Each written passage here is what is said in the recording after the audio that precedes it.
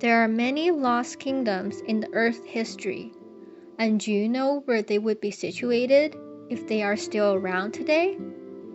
The famous lost kingdom of Atlantis was just one of the legendary lands imagined by the ancient Greeks. There were many others, from the blissful Fortunate Isles to faraway countries of giants and monsters. But beyond the Greeks, other tales from across Europe tell of mysterious cities steeped in legend. Some of the places shown here are purely mythical, others existed once, but have long since been lost or destroyed. Can a city be swallowed by the sea in a single night? According to an age-old legend, that is exactly what happened to the kingdom of Atlantis. The word Atlantis is steeped in mystery, conjuring images of ruined underwater temples, where shoals of fish dart between ancient statues and crumbling pillars. But does this sunken city really exist? Some people think this vanished island is one of the history's greatest unsolved puzzles. Others believe it is just a myth. Atlantis was first mentioned nearly 2,500 years ago by the ancient Greek philosopher Plato. He described a kingdom said to have existed 9,000 years before his time. In the tale, the island of Atlantis controlled an empire stretching from the Atlantic across the Mediterranean Sea. Its capital city was a wealthy port, home to lavish palaces, golden temples, and grand canals. The citizens were good and happy at first, but over time, they grew wicked and greedy. So the gods decided to punish them. One night, they sent an earthquake to shake the city to its foundations. Then came a series of enormous waves that swallowed the ruins of this once mighty kingdom, dragging the remains into ocean depths. The ancient Greek scholar Plato said that Atlantis lay beyond the Pillars of Hercules, an area that we now call the Strait of Gibraltar. The idea that a city could be wiped out by a natural disaster is quite believable. The ancient city of Herculeon in Egypt was destroyed by earthquakes and tsunamis.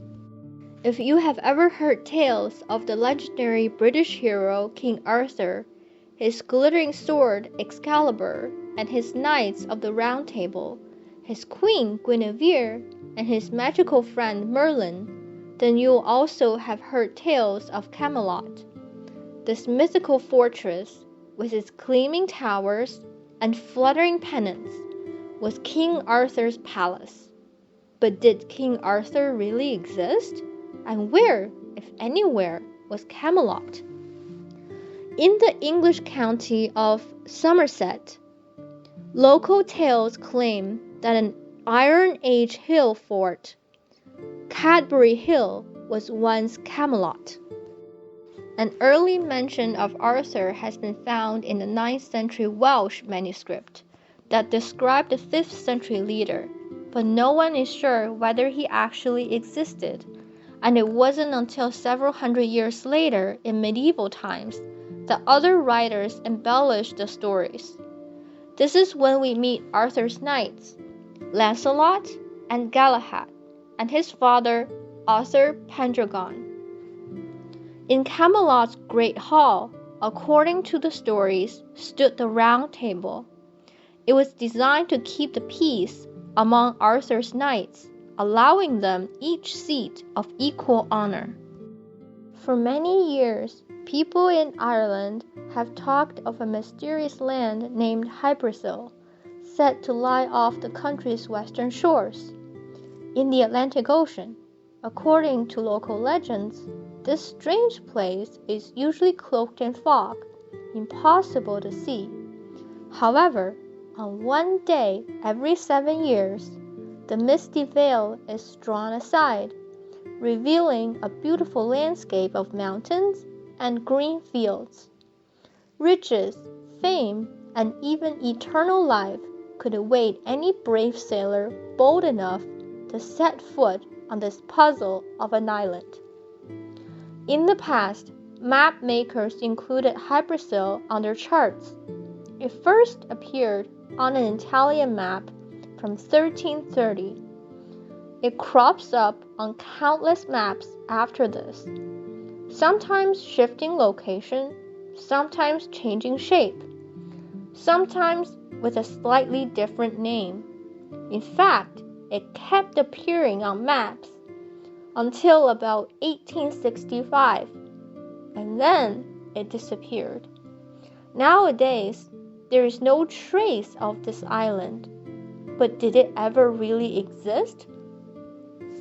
Hypersil was often shown as a circle with a channel running through the middle from east to west.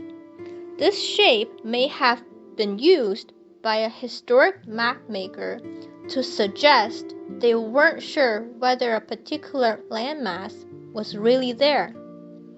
Before the age of exploration, the Atlantic was an uncharted wilderness. Mapmakers may have believed that in such a vast ocean there must be many scattered islands, so perhaps they simply added these imagined places to their charts. The belief in Hypersil may have been based on sightings of Porcupine Bank.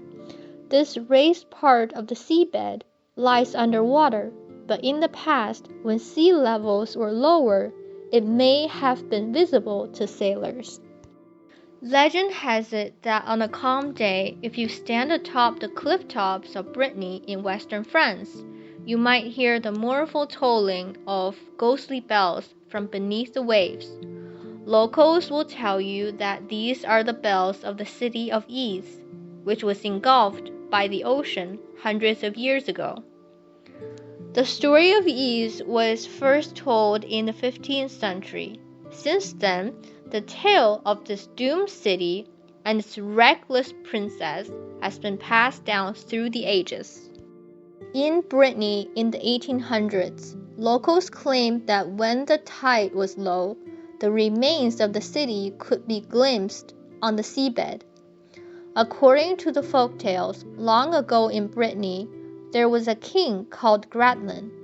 He doted on his only daughter, Dehut, who adored the wild ocean. Her chief desire was to live in a city as close to the shores as possible.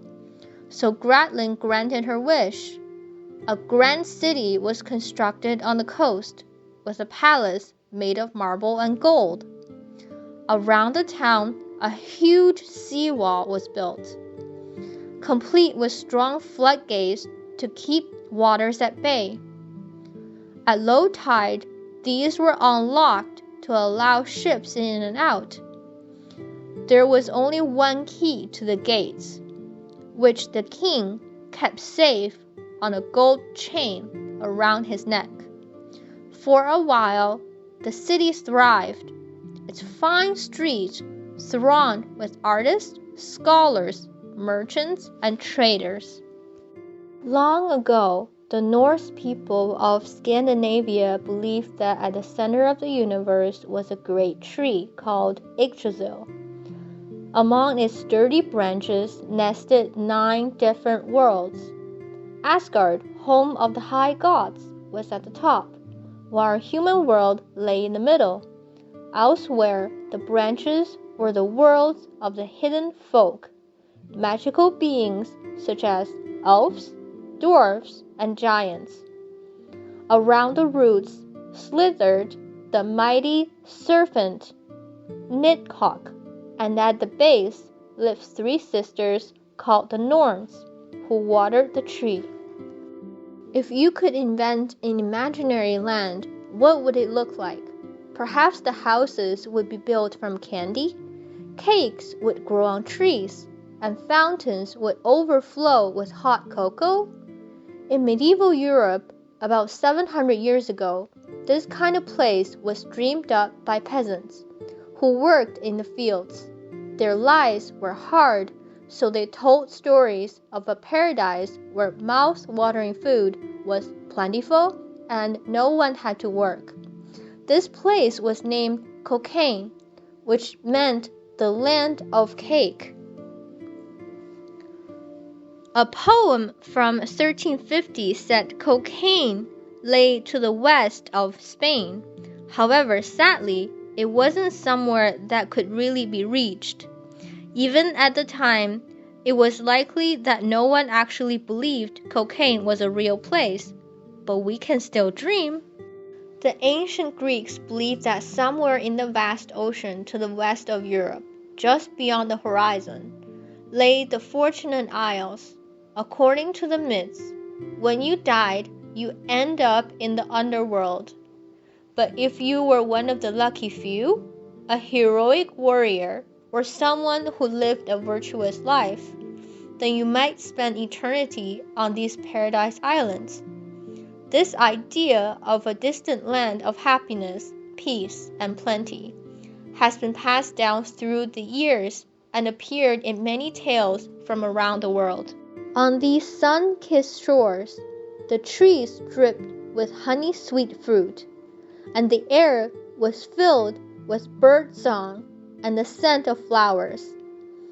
The weather was warm, but there was shady groves and ocean breeze to keep everyone at just the right temperature. The deserving few could laze around on soft beds of moss, dabbling their fingers in crystal streams of water, while congratulating themselves on being among the chosen ones. The Fortunate Isles are mythical, but long ago, some believed they had a real location. According to the writings of the Greek poet Homer from about 3,000 years ago, they lay at the western edge of the earth to the banks of the great river Oceanus, which encircled the world. Later writers described them as laying 10,000 furlongs, about 1,200 miles away from Africa, or a few days' sail away from Spain. In medieval times, before people really knew what lay in the uncharted ocean west of Europe, map makers added the Fortunate Isles to their charts. They were often positioned near the Canary Islands. Far, far away in the ocean sea, on the island of Buyan. This is how many Slavic folk tales begin. The Slavic people, who have lived in Russia, Central and Eastern Europe since the 6th century, have a rich and varied folklore, in which this mysterious island plays an important part. Like other legendary isles from around the world, this puzzling place is difficult to find, seemingly appearing and disappearing at random. The home of many fantastical beasts, Buyan is described as lying at the center of everything, the place from where the sacred world tree grows. In most of the stories, Buyan was a magical, otherworldly place whose location couldn't be pinned down on any map.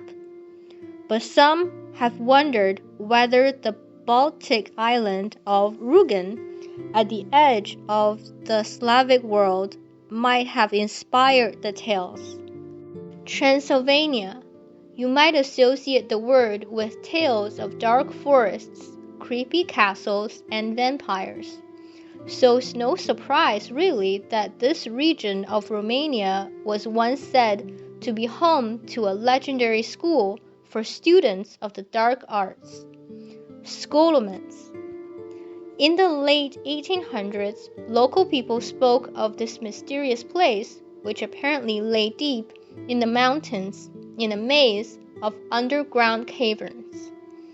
At any time, there was just a handful of students who had been carefully selected from the local community. And the teacher? If you believe the stories, the teacher was none other than the devil himself. Scholomans was reported to lie deep under the Transylvanian Alps, near the town of Sibiu. Of course, no such underground school has been discovered in real life, yet.